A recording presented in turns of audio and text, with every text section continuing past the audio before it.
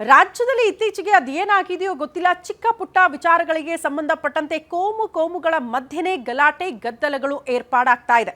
ಪ್ರಮುಖವಾಗಿ ಜಸ್ಟ್ ಒಂದು ಸಿಗರೇಟ್ ವಿಚಾರಕ್ಕೆ ಸಂಬಂಧಪಟ್ಟಂತೆ ಗದಗ್ನಲ್ಲೂ ಕೂಡ ಎರಡು ಕೋಮಿನ ನಡುವೆ ದೊಡ್ಡ ಮಟ್ಟದ ಗಲಾಟೆ ಆಗೋಗಿದೆ, ಮಾರಾಮಾರಿನೇ ಆಗೋಗಿದೆ ಅಂತೆ ನೋಡಿ.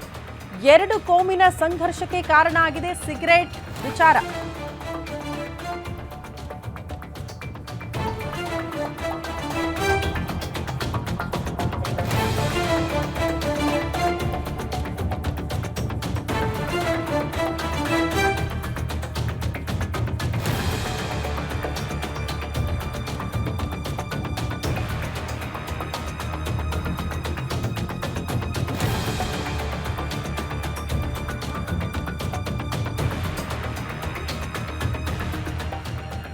ಸಿಗರೇಟ್ ಬಾಕಿ ಹಣ ವಿಚಾರಕ್ಕೆ ಎರಡು ಕೋಮಿನ ಮಧ್ಯೆ ಮಾರಾಮಾರಿ ನಡೆದು ಹೋಗಿದೆ.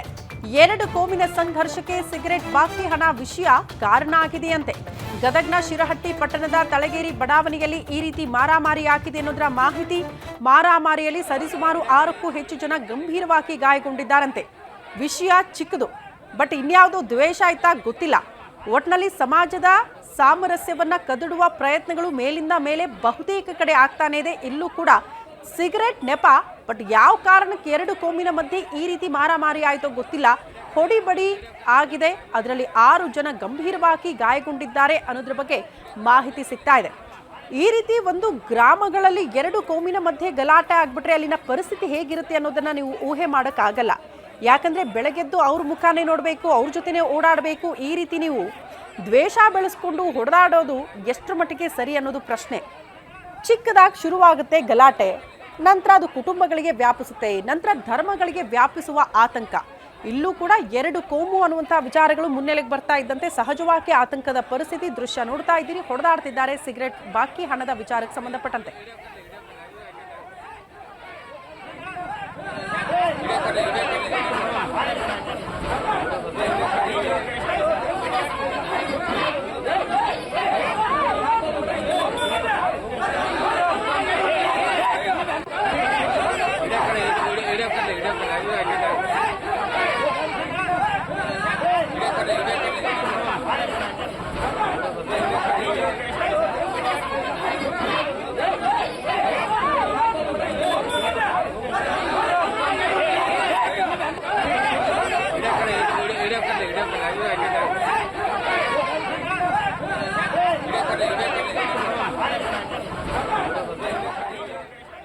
ಈ ಬಗ್ಗೆ ಮತ್ತಷ್ಟು ಡೀಟೇಲ್ಸ್ ಅನ್ನ ಕೊಡ್ತಾ ಹೋಗ್ತಾರೆ ನಮ್ಮ ಪ್ರತಿನಿಧಿ ವೆಂಕಟೇಶ್ ಕುಲಕರ್ಣಿ ದೂರವಾಣಿ ಸಂಪರ್ಕದಲ್ಲಿ ಇದ್ದಾರೆ. ವೆಂಕಟೇಶ್, ಸಿಗರೇಟ್ ವಿಚಾರನ ಅಥವಾ ಎರಡು ಕೋಮಿನ ಗಲಾಟೆ ಅನ್ನೋದಕ್ಕೆ ಸಹಜವಾಗಿ ಆತಂಕ ಆಗುತ್ತೆ, ಇನ್ಯಾವುದಾದ್ರೂ ದ್ವೇಷನ, ಜೊತೆಗೆ ಗ್ರಾಮಗಳು ಪರಿಸ್ಥಿತಿ ಬೇರೆ ರೀತಿಯಲ್ಲಿ ಹೋಗ್ಬಿಡುತ್ತೆ ಈ ರೀತಿ ಧರ್ಮಗಳ ಮಧ್ಯೆ ಜಗಳ ಶುರುವಾಗ್ಬಿಟ್ರೆ ಅಂತ?